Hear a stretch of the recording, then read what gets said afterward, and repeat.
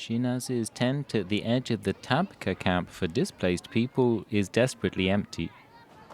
She lost track of her two sons, aged 14 and 20, when they fled from Shahba, north of Aleppo, to go to the Kurdish-controlled northeast of Syria.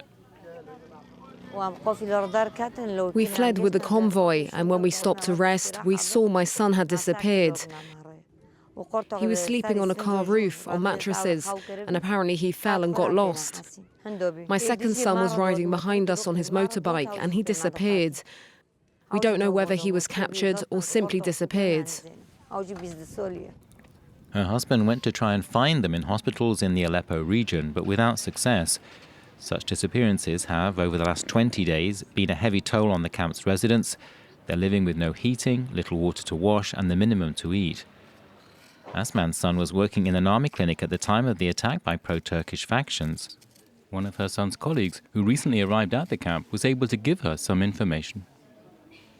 I thought he might have escaped with his commander or the medical staff. My son was arrested. He wasn't hurt, but he was taken.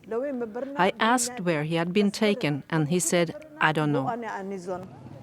Some families of the missing have seen their relatives in videos of arrests posted online by Turkish-backed armed groups.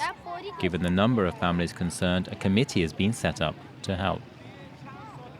We have received documents since we arrived, collected by various people, and we recorded the names. We are fairly certain that more than 350 people have been kidnapped, but in total, more than 3,000 people are missing.